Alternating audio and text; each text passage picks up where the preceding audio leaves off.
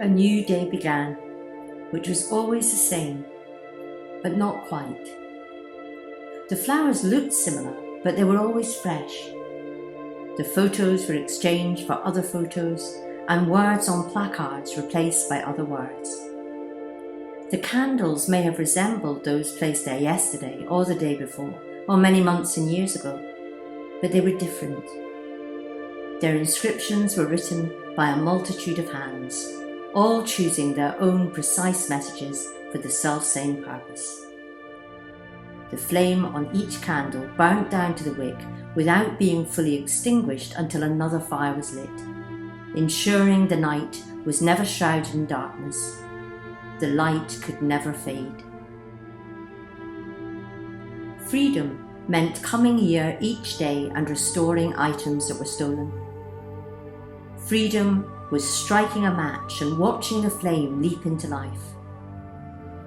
Freedom was writing in big bold letters that justice must and must inevitably be served. It was a new day, and it was never quite the same. The law courts remained exactly as they were, cold, formal and austere, with people who'd stripped down to the basics for a weekend at the beach, donning stiff suits and tight skirts which rubbed against their sunburn. They liked to look the part as they clutched their papers and their briefs. "We're a cut above the average," they laughed. "We're dressed to kill." Catherine always went to the same place first. She always returned to the same place before entering the small courtroom where she was forced to stare into the faces of the men who killed her sister. And they were always men. Men who smiled, cracked jokes with each other, nudged each other, mouthed at each other, blew kisses across the cramped courtroom to their stony, hard-faced wives. Before going inside, Catherine placed flowers and photos and placards at the protest site directly opposite. She did this every single time. It wasn't a chore, it wasn't a duty, it was what she did every single day, and it formed the pattern and the rhythm of her everyday life. In a world where nothing was normal, a sense of stability emerged from returning to the same place, no matter what time of day or night, and repeating the same ritual day in and day out, repeating that same ritual which could never be the same. This place was the same, but never the same.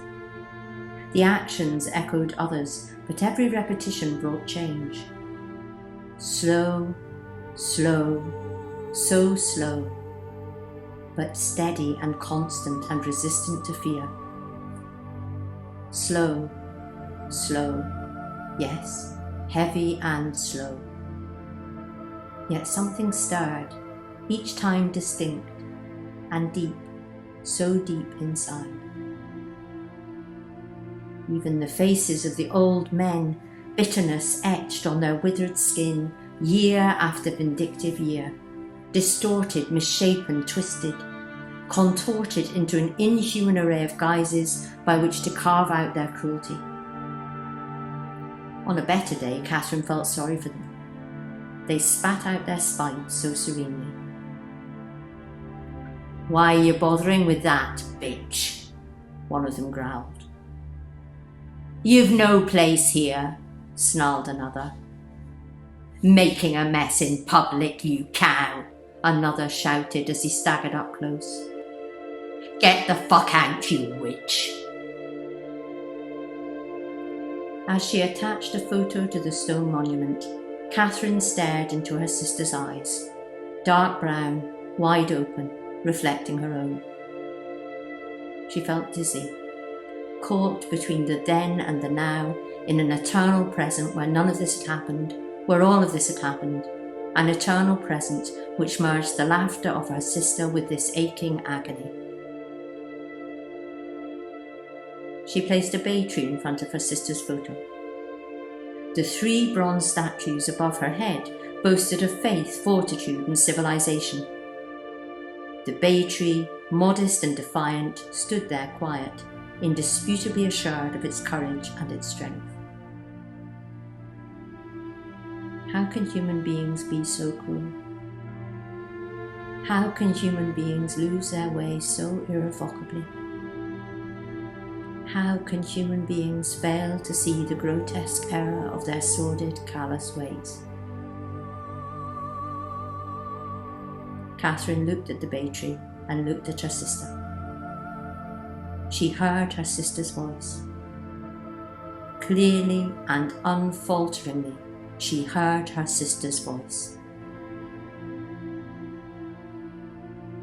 The courtroom was packed and sweaty. Armed guards flanked the main suspect, but Catherine knew it was for show. The man reeked of Armani, and designer sunglasses were propped up on his head. Sometimes, while a judge or magistrate was speaking, he'd whisper to his lawyers, wink at somebody behind Catherine, turn round and grin when he knew everyone was watching him. Everyone was watching, and no one seemed to care.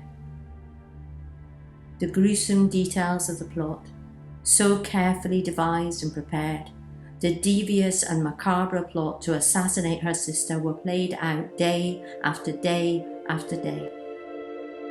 And Catherine listened as the men, and there were always men, pinned the blame on others, pointed fingers to 1,000 putrid pies, told lies which turned deceit into a game in which each move was as mercenary and malicious as the last. The breast seemed blood-stained as it slunk its way through the cracked lips of dry, mendacious mouths. Catherine stared into the faces of murderers who sat only inches away. She listened as names and places reverberated around the suffocating courtroom.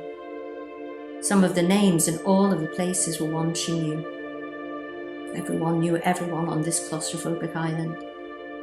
Everyone knew every tiny hidden nook and every filthy, dirty cranny. Catherine relived her sister's murder every time she came here. The phone call, her husband's voice saying there had been a bomb in the village where her sister lived. There had been a bomb in a car, and a disagreement broke out in the courtroom.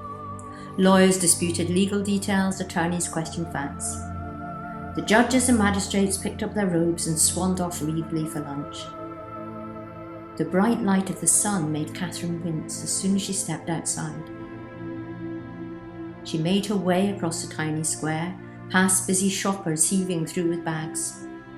Her sister's smile drew her forward, and the flowers raised their heads in joyful bloom. Before she reached the monument, she saw the space between the candles and the flowers. She saw the empty space, and she froze, but only for a second. Then she walked on. The old men, gargoyles on park benches, grunted and mumbled and muttered and murmured, twitching and smirking and looking away. Catherine kept on walking. She walked past the monument and down the narrow street. The smell of coffee floated out of cafes. A swirl of colour blurred against her sight. Shouts and cries and friendly greetings bounced back and forth between the buildings as Catherine walked and kept on walking down the street. There was one bay tree left. She saw it outside the shop and she almost broke into a run. There was one bay tree left and she headed straight towards it, picked it up, put it under her arm and held it close as she paid. She moved more slowly as she wandered back. She didn't have to hurry. She felt calm. There was no need to rush. She took her time as the heat of the sun beat down. The square was full. Some people had gathered at the protest site. Tourists often stopped and read the signs.